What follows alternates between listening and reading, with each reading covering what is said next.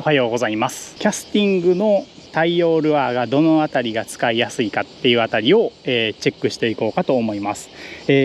今回はですねコメントね何点かいただきまして、このレイジングブルの 104XF2 のベイトモデルですね、これが一番ねやっぱり今の現行モデルですし、まずはこのロットから、ご紹介できればと思っています。はい、はい、でまずは、XF2 なんですけれども、長さとか重さとかはちょっとテロップで載せておきます。ちょっとねグリップ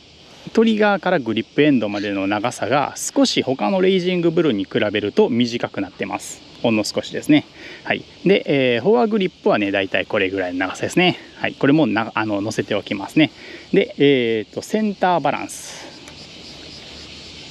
だいたいこの辺りですね。はい、この辺りでセンターバランスが取れています。はい、この辺ですね。トリガーからの長さっていうのがこれぐらいです。はい、で、ガイドはすべてこの傾斜ガイドですね。ダブルフットの傾斜ガイド、これが先端までずらずらーっとはい、全部で11個ガイドがあります。はい、全部チタンガイドですね。 P4 号から6号対応で、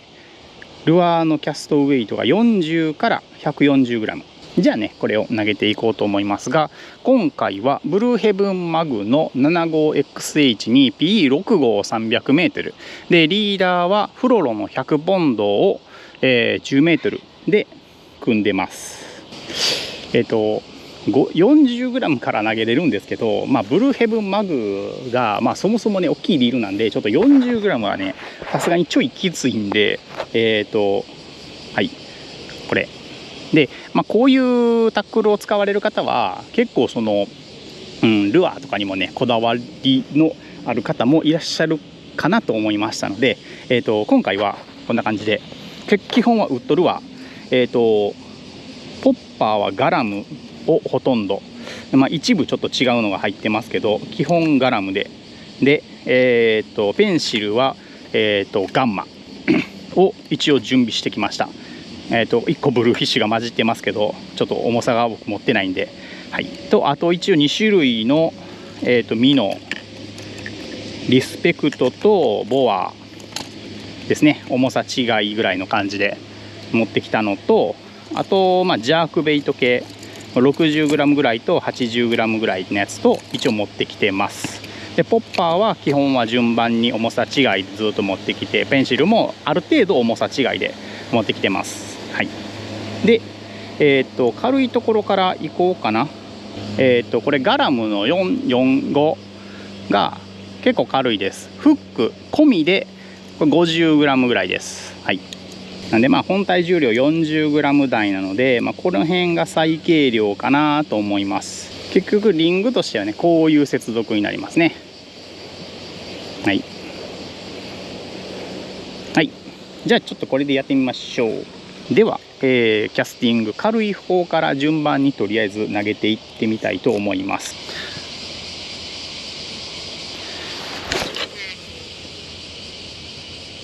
これ操作までで寄ったら時間かかるかな。ちなみにこの、40g 台のポッパーは操作はめっちゃしやすいですよ。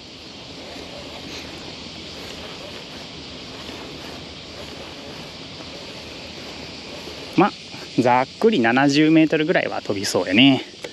はい、次が、ガラムの60です。はい、これフック込みでだいたい 70g ですね。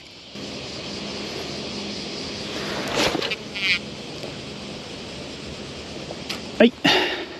これは大方 80m ぐらい、70m 中盤以降以上飛びそうやね。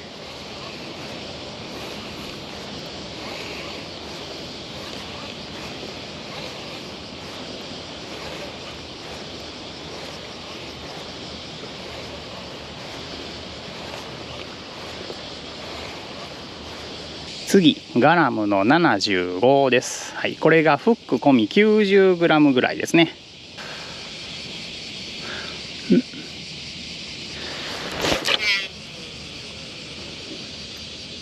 はい、これも同じく大体さっきよりもちょっと飛んで、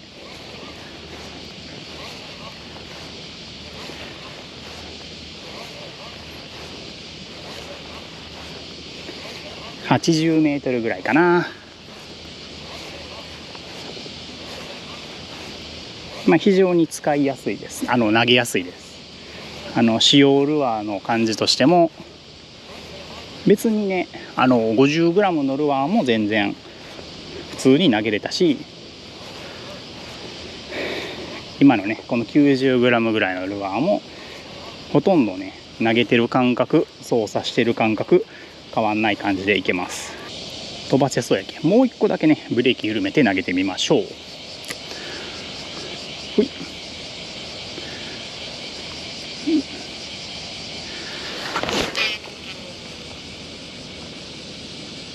はい、大方90メートル近く、85以上は飛んでると思います。非常にこの辺はルアーがね飛ばしやすいっていうのはもちろんあるんですけど、操作もしやすい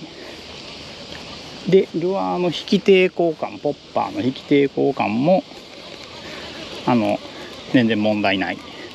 非常に使いやすい領域にあると思います。はい、でこれ鯉のぼりポッパーの18センチの分です。これがねちょうど 100g です。フック込みで。はい。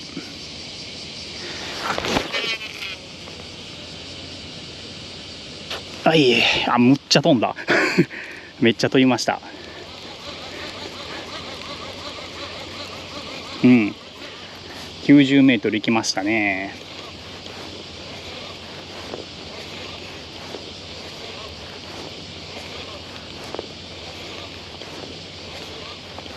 結構 100g って言ったら重たいめですけどのポッパーも楽に操作できます。はい、次がちょっとまたカーペンターのルアーに戻って、これね歌姫210です。でこれが 115g ぐらいあります。ちょっと大きくなりましたね。ほい。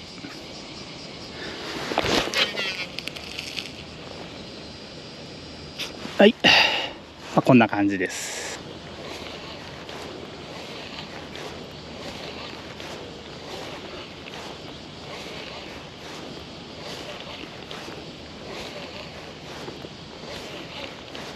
200ミリオーバーの 115g ぐらいのポッパーでも、フック込みね、フック込み 115g ぐらいのポッパーですけど、比較的ね口小さいようなタイプのスリムタイプなんで、全然使用感的には、全然いける。はい、キャストも普通にできるし、これぐらいの大きさのポッパーでもポッピングも難なくできます。そしたらポッパー今日持ってきたやつで一番最後、はい、これがですね、ほいっと、これがガラムの220です。はい、これでフック込みで140、3g、140g オーバーです。ちょうどもうマックスウェイトですねのルアーになりますのポッパーです。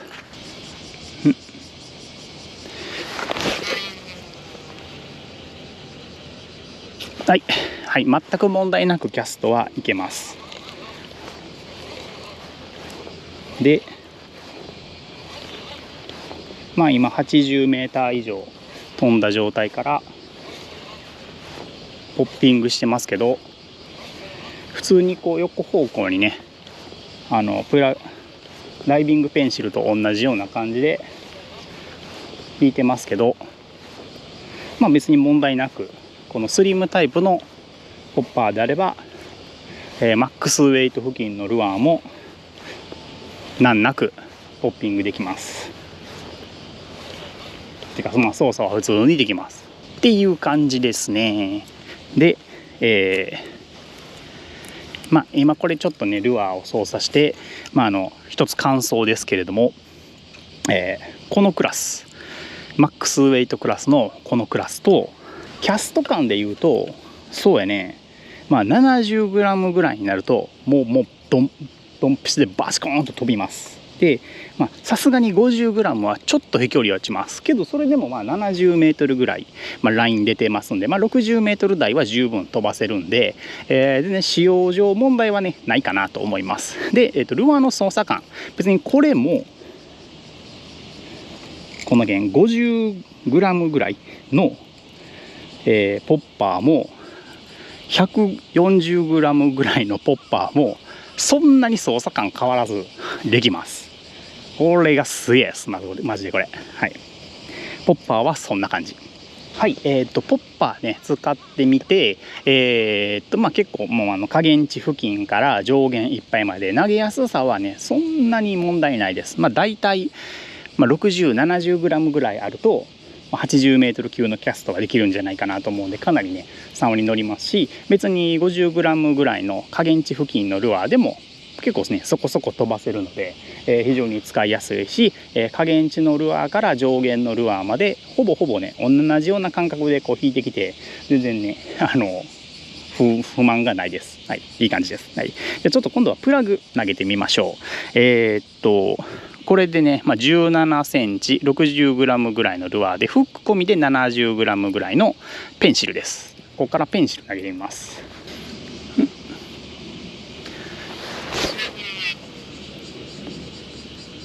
はい、よく飛びます。余裕で 70m はいってると思います。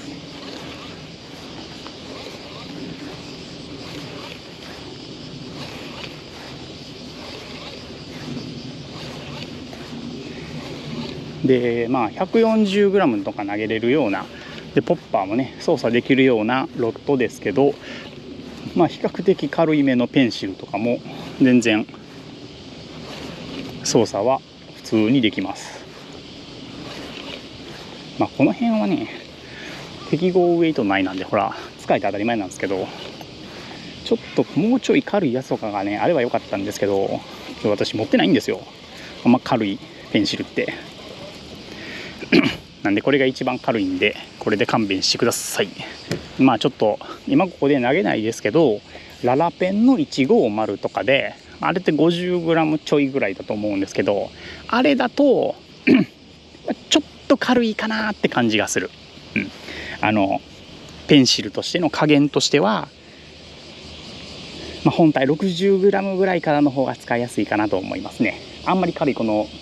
加減 40g ってなってるけど、 40g のペンシルとかはちょっと使いづらいと思います。はい、はい、じゃあ次はガンマの75 19センチでだいたい 90g ぐらいです。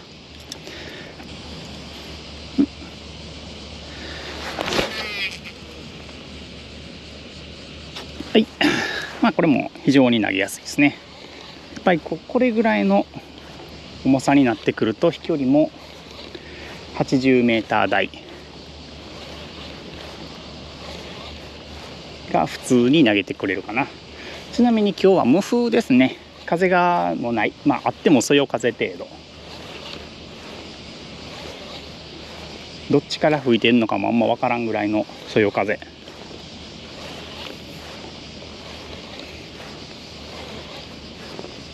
はい、次がガンマの90、200ミリの 100g ちょいぐらいかな。だいたい 100g のペンシルです。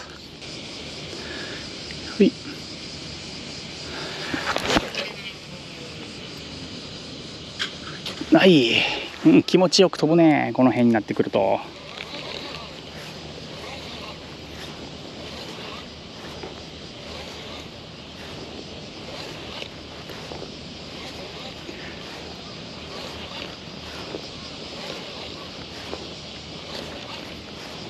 いい感じやね。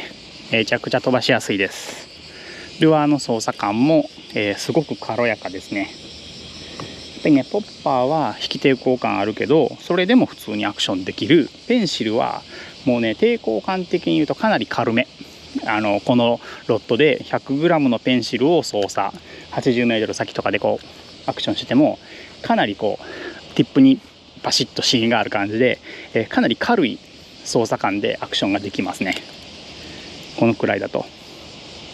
はい、次今度は GT ガンマの105、フック込み 125g です。結構ね大きくなってきますね、この辺から。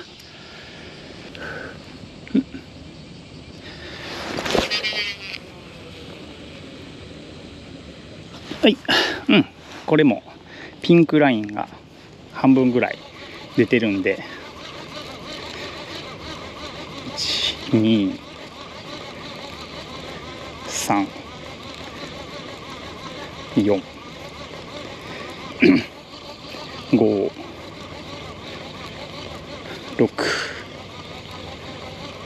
7、8、大体これぐらいになると90メートルキャストは普通にできそうやね。実飛距離で飛んでそう。ほぼ無風かな。なんでかなりね、飛距離も出しやすい領域かと思います。ルアーの操作も全然、遠投先で全く問題なく操作できるかなと思います。はい、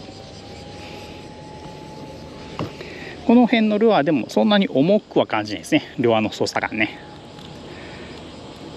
やっぱ XR2 なんで結構やっぱりね2番パワーというか XF2 なんで XF1 に比べるとやっぱねパワー感ある感じなんだと思うので XF1 持ってないですけど、でこうちょっとやっぱりね大きめのルアーの操作にも結構対応してるかなと思います。次がガンマの120、これで、フック込み 143g、マックスウェイト付近です。マックスウェイトですね。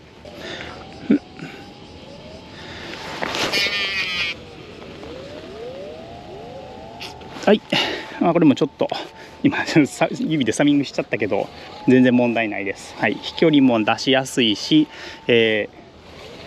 げやすさもね投げやすいです。十分そんな別に投げにくいとかないです。なんかそのマックスウェイト付近だからよっこいしょ投げするみたいなそんな感じは全然ないですね。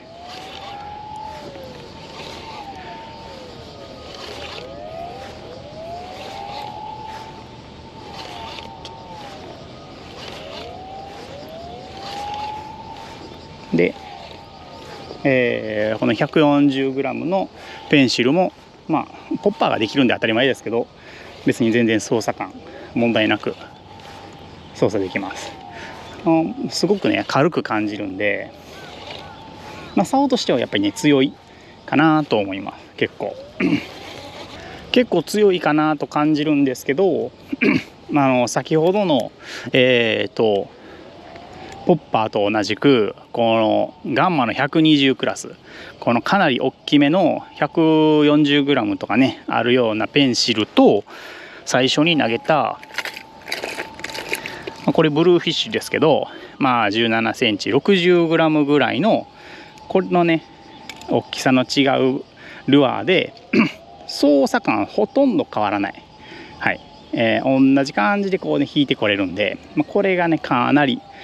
このロットのいいところかなと思います。なのでポッパーダイビングペンシル系であれば、ルアーの大きさ、軽量 50g とかのペンシルはちょっと正直使いにくいかなと私は感じてますけど、こういうね 60g オーバーぐらいになってくればもうねほぼルアーの選択肢は何て言うんだろう、ルアーを選ばないというか、トップウォータープラグでいうとルアーを選ばない、使用感があるかなと思います。キャストも十分やりやすいし、ルアーの操作もかなりね楽にできるので、かなり快適です。でルアーの操作が快適っていうところが、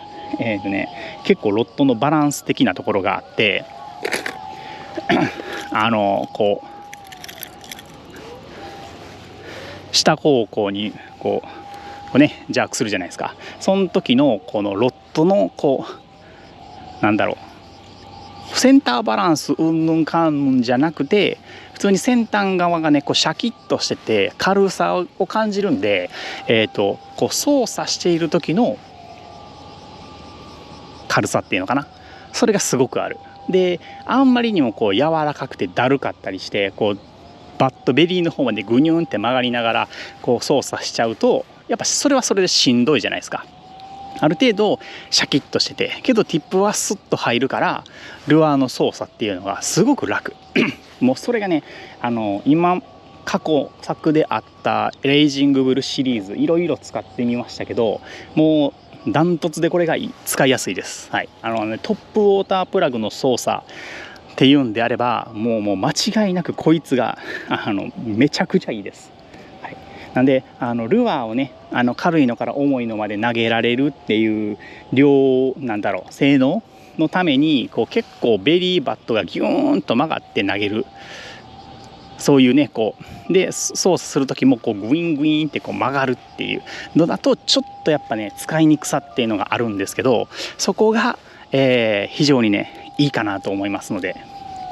このロッドはそのシャキッとしてるけどルアーはしっかりキャスト下限から上限まで投げれて、ルアーの操作もむっちゃしやすいという感じなので、ちょっと今日は、時間的にこれぐらいで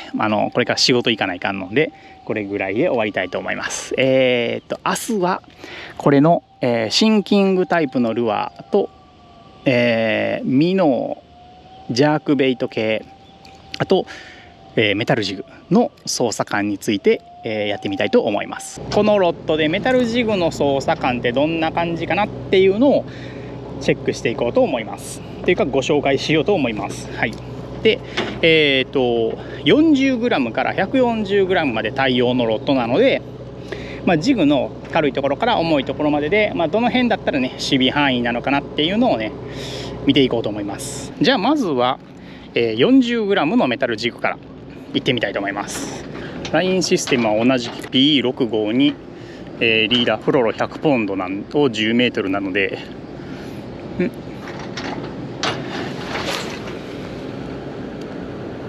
はい、60、70m ぐらいは飛んでるのは飛んでるけどね。けどちょっとやっぱり竿が硬すぎるかな。40g のジグ投げるには。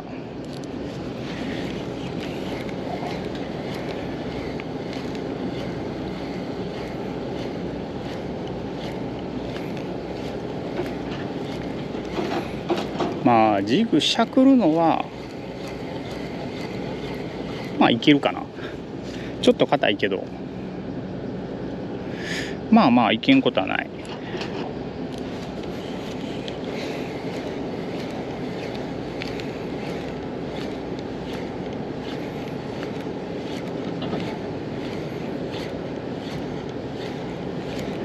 ジグの存在感はあるんで、しゃくるのはできなくはないかな。できるのはできると思う。普通に釣りにはなると思うけどちょっと竿的には硬すぎるんで、正直投げてる感じがねあんまりです。しゃくるのは大丈夫そう。これはどうしても使わないかんってなったら使えんことはないけど、あえて使うことはない、必要はないかな。はい、そしたら激闘ジグの 65g です。はい、これぐらいだったらだいぶ投げやすいんじゃないんかな。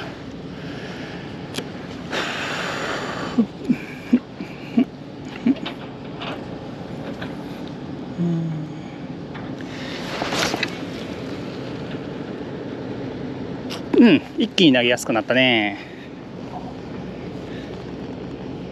やっぱこれぐらいの方が絶対的に投げやすいな。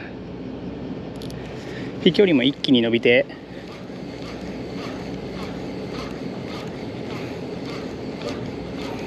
80m 以上飛んだ感じだしね。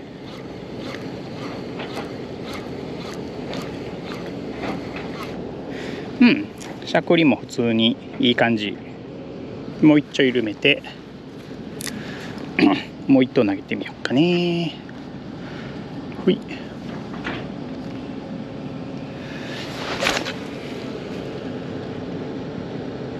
はい。これで何メートル ?100m。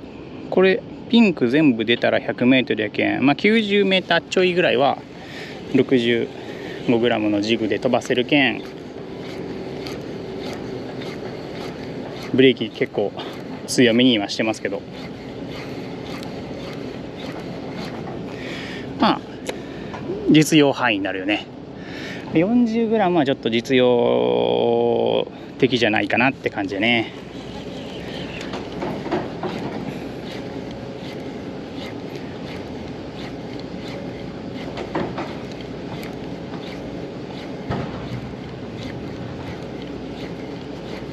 はい、そしたらここからはター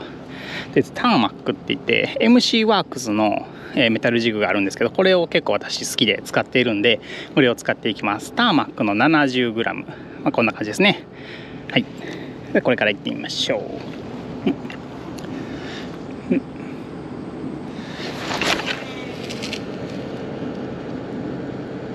はい。これで、一気に距離がやっぱり伸びるよね。100m オーバーで楽に出ていきますね。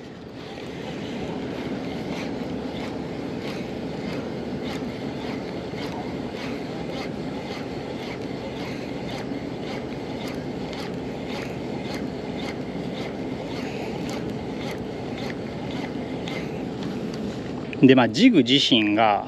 ちょっと大きくなるんですよ、シルエットが。なんで、ちょっとこの辺りからちょっとルアーの引き抵抗感っていうのもちょっと大きくなっていきますよね。重量とともにシルエットも大きくなってくるんで、それと先ほどのルアーもそうでしたけど、ラインが太くてリーダーも太くてで、重たいジグを使うということは結構水深があったり流れがあったりするわけなんで、その分ねこう抵抗感っていうのも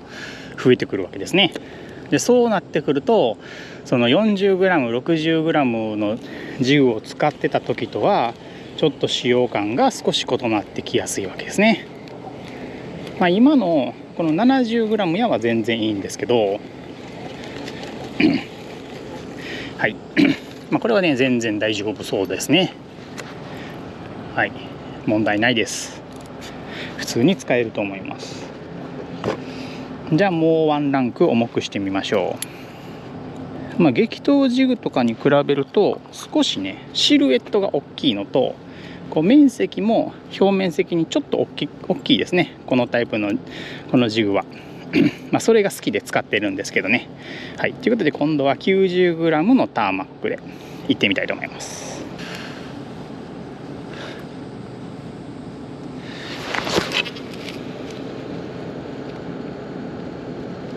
はい、さっきとそんなには飛距離は変わらんかな。ブレーキのセッティング一緒なんでね。はい、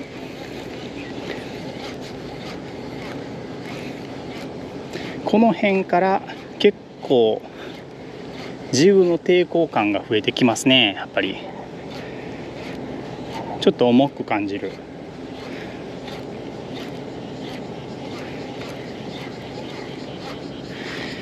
やれなくはないけど、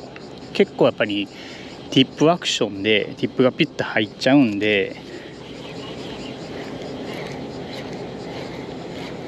別にいけるけど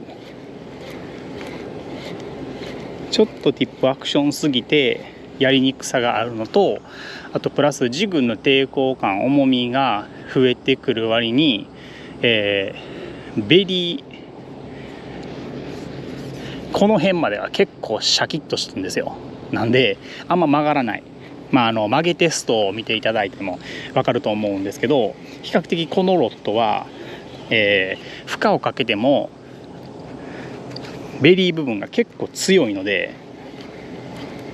XR2 よりもバット部分とかのね張り感が結構同じぐらいの負荷だったら結構張りがあるので、ジグしゃくった時に 90g ぐらいになるとすごく分かりやすいんですけど、こっから先ぐらいだけが曲がってピッピッピッピッってしてるけど、この辺までピーンと結構あまり曲がらずあるんですよ。なのでジグしゃくった時の支点っていうのかな、曲がりの頂点というのかなが遠いんですよ、すごくこのロッドって。それが、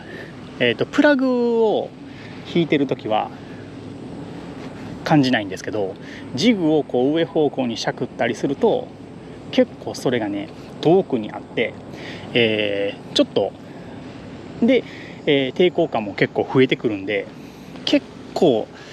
これちょっとしんどくなるかなっていうのがこう垣間見えるラインが 90g ぐらいかななんて思います。はい、しゃくった時にもうちょっとこっちの方が分かりやすいかな、ちょっと見にくいかもしれないですけど、結構ロッドがね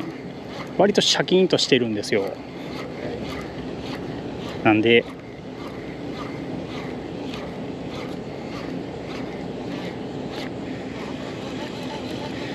結構ジグ操作するのは重くなってくるほどしんどさがねちょっと出てくるかなっていうか、別にねそのすごくしんどい竿ではないんですよ。そもそもすごく軽量感があって、プラグのね操作ジャーキングとかそういったのにはすごくこう軽やかに、できるんですけど、ことジグになっちゃうとちょっとねそのティップの柔らかさとベリー部分の硬さが、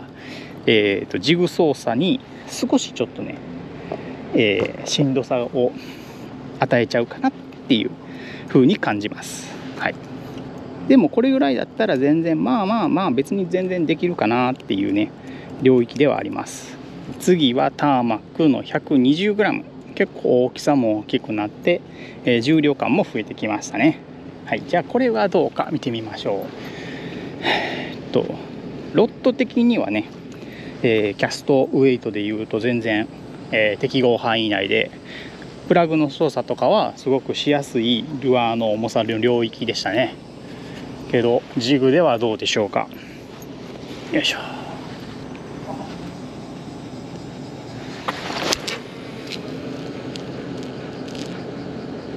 はい、キャスト距離はそんなに変わらんかな。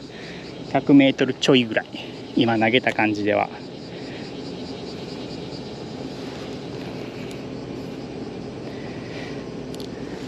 はい、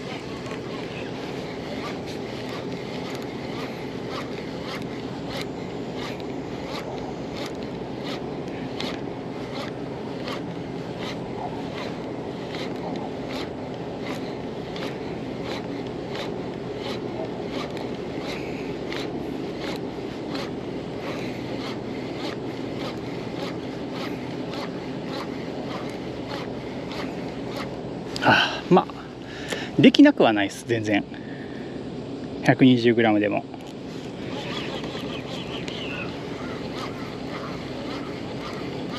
けどちょっとやっぱりね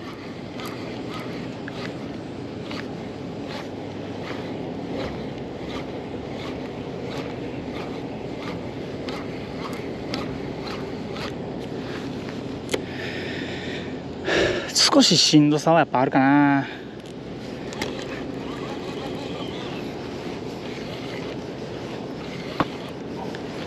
特にこんな感じでこうロングジャークとかしようと思うとティップの柔らかさがすごく邪魔をするかな。こうキレのあるアクションみたいなのがちょっとしにくい。なんかふわふわふわってこうなんて言ったらいいんだろう、ずっとね弱いテンションでピャンピャンピャンピャンってやる分には全然いけるんですけど、それとかスローにこうふわふわとかっていうのはねいけると思うんですよ。これもやってみようかな。こう上げて落とすような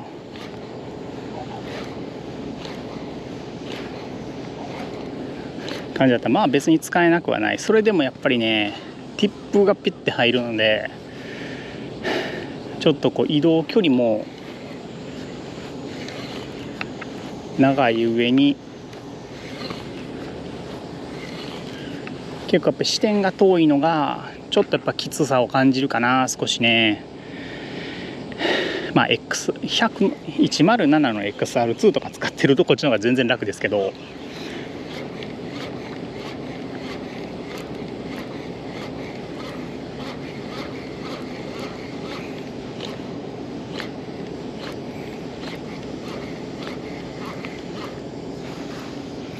まあ、全然ねできなくはないし、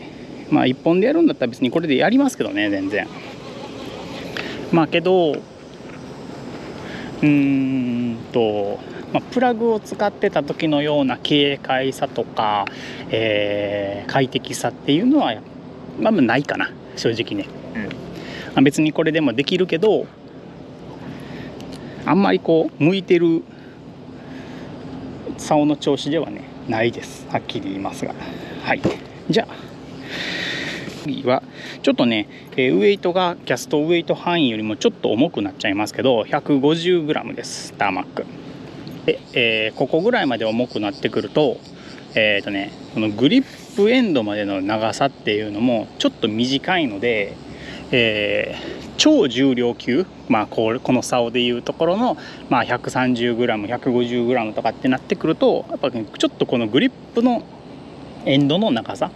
っていうのが少しこう重たいルアーのキャストに影響があるといえばありますかね。それはプラグもジグも同じです。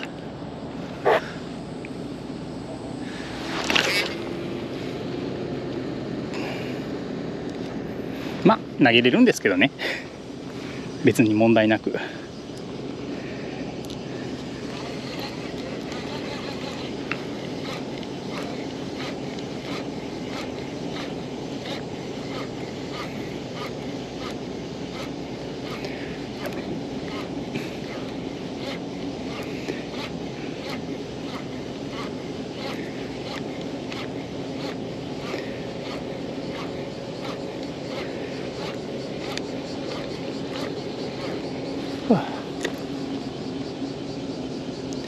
まあしゃくるのはね全然しゃくれますけど、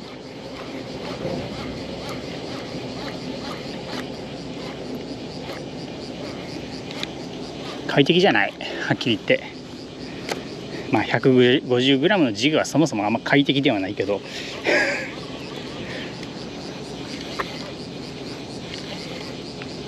なんでこのロットでまあ一時的にジグをしゃくるのは別に全然できるけど、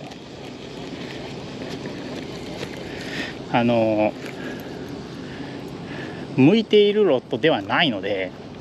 そもそもちょっとあまりね適さないかなと思います。なので、まあ、もしジグメインで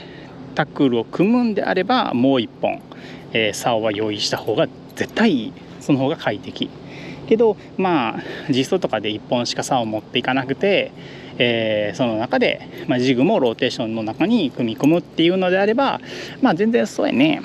90g とかそれぐらいだったら普通に気持ちよく使えると思います。それがちょっと 100g、110g、130g、150g とかっていうちょっとね重たい領域 100g オーバー領域になってくるとちょっと使いにくさしんどさが出てくるんで、まあそうやね 60g、まあ、70g から7090g ぐらいやったら全然いいんじゃないかなと思います。あんまり軽いのも竿強くてやりにくいので、まあその辺かな。だいたい70、65g、70g から、まあ、100g ぐらいまでのルアーであればまあ使えると思いますので、まあ、結構使用範囲その辺が一番ね多いところでもあると思いますので、まあ、その辺だったら全然ね使っていけると思います。はい、ジグしゃくってたけどちょっとプラグね投げてみましょう。プラグって言ってもシンキングプラグ系、ジャークベイト、まあ、シンキングペンシル的なものを、軽い 60g、まあこれ 55g って書いてるけど 60g、80g、100g ぐらいのやつの3種類と、あと、まあ、ミノ2種類、グッドベイトのリスペクトとボアの SS195 かな、 90g と 100g ちょいぐらいの2本、これちょっとね投げてるの映像を横から撮っときましょう。で使用感もついでにちょっとお話ししときます。まずはじゃあ 60g ぐらいに、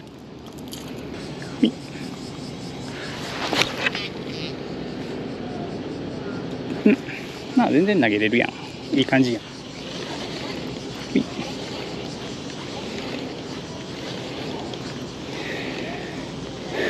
水面直下を泳がしてくる感じで、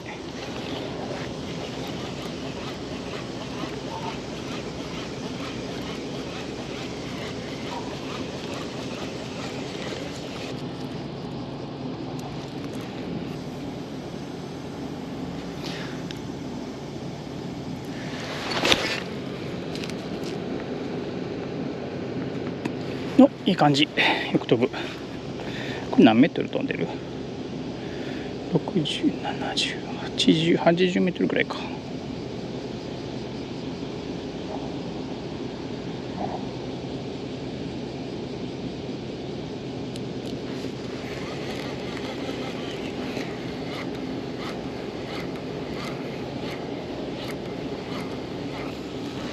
ちょっとね、横に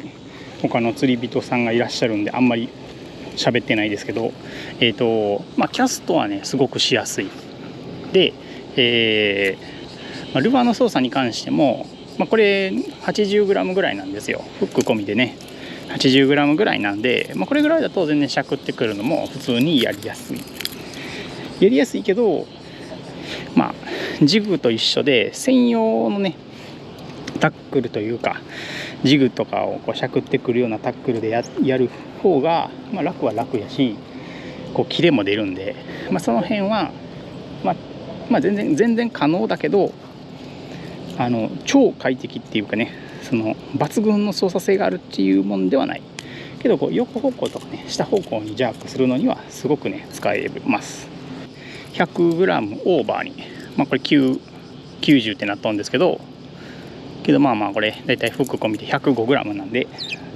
れ投げてみましょう。横方向にしゃくったりとか、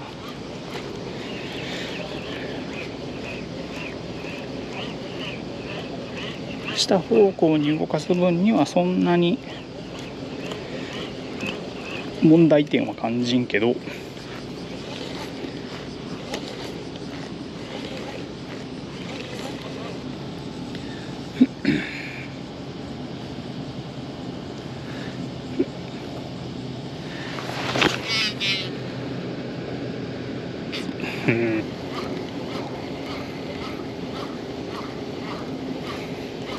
この辺もできるけど、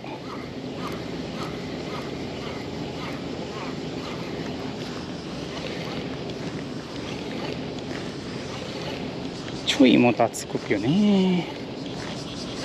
こういう風に操作してる分にはすごくいいんやけどな。これとやっぱりこう円筒を決めようと思った時に重たくなってくると、やっぱりこの長さね、これが短くなってるのがちょっとあだとなるところはある。やっぱりここは長い方がね重たいルアーは特に投げやすいんで、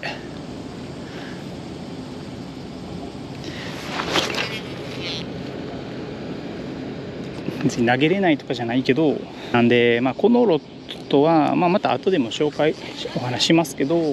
そこまでねその重たいルアーをメインにするよりは 100g、80g、100g あたりのルアーまでを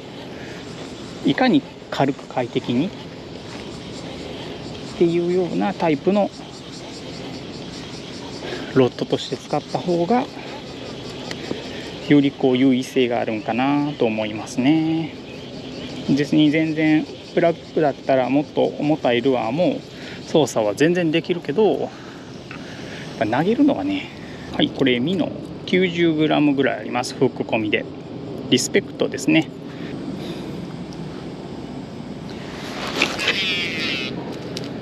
ちょっ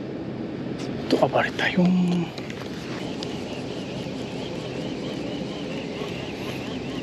結構重たいルアーでも普通に引いてアクションさせてこれるんで、リスペクトぐらいのミノの引き抵抗感だと全然ティップはねパシッとしてる感じ。はい、ボアです。SS195 で100、これねフック込みで今は、ね、107g です。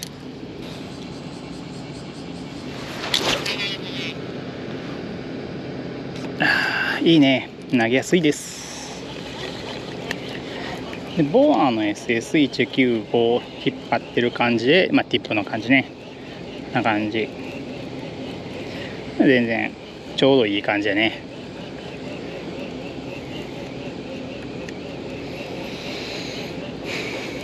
本当にちょうどいい感じ。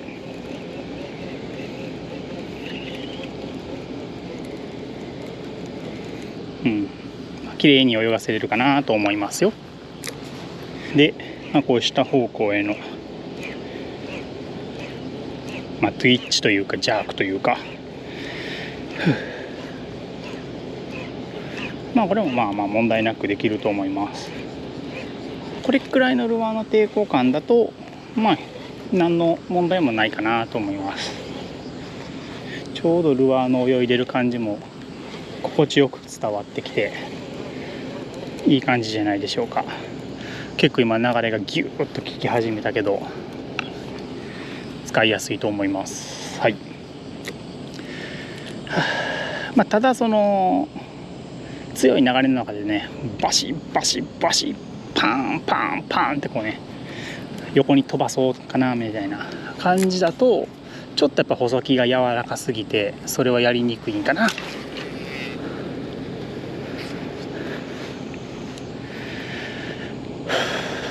特にねやっぱり流れのある中でそういうのをしないといけないと思うんで、そうなってくるとでもいけるか。できなくは全然できるはできるか。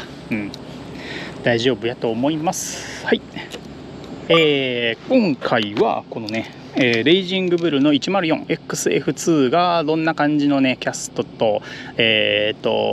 ー操作に関しての、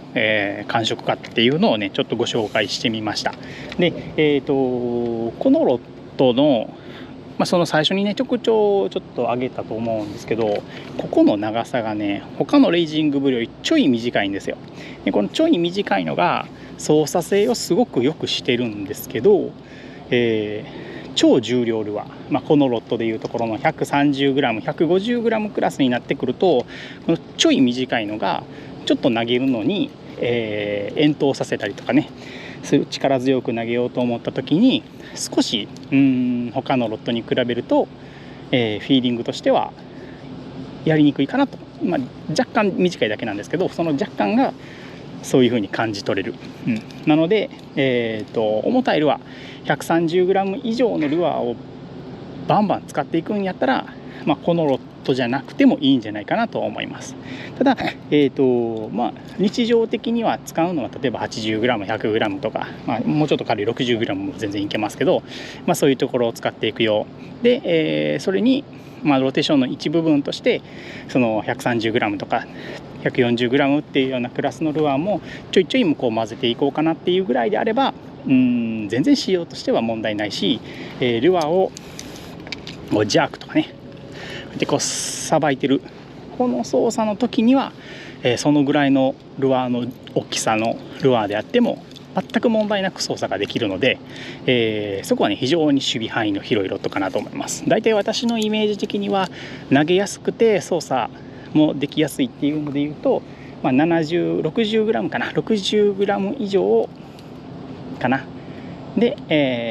投げやすいっていう、重さの感じでいうとそのさっきのグリップの長さの問題で130g ぐらいまでの方が120g とか、それぐらいのルアーの方が、使いやすいと感じる、そこから上になってくると、使えるけど、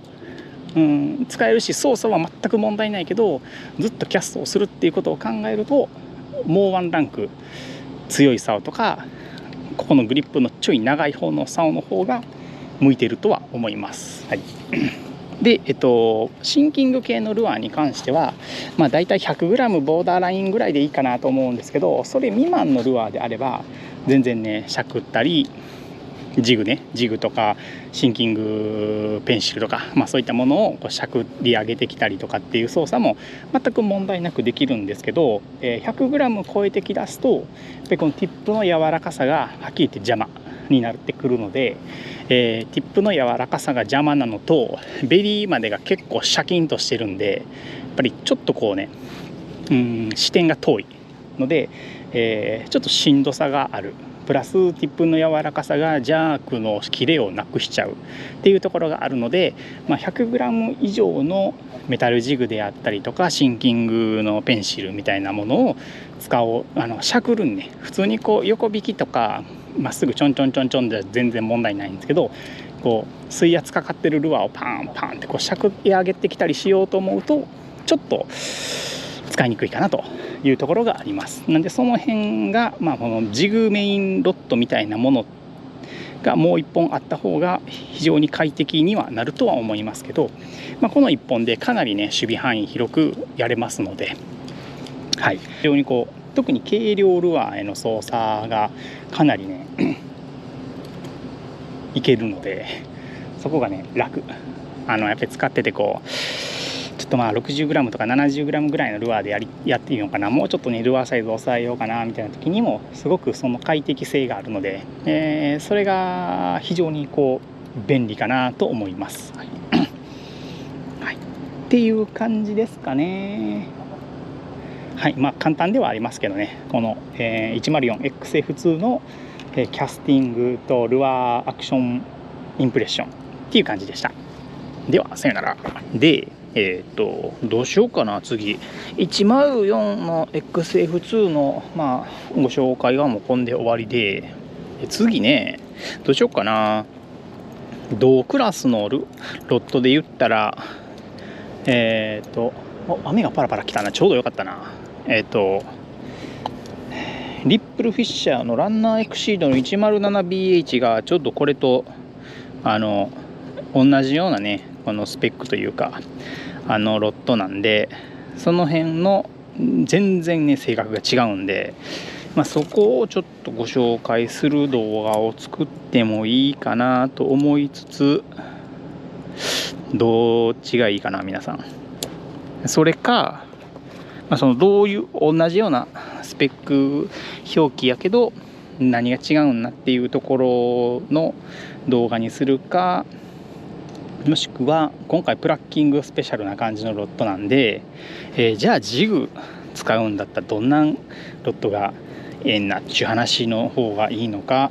もしくはこのロットではちょっとやりにくかったちょっと投げたりするのもねちょっと大変だよっていう話をしてた、その 130g、140g 以上のルアーを使えるヘビーロッドたちをご紹介していくのか、ちょっと考えたいと思います。ではでは。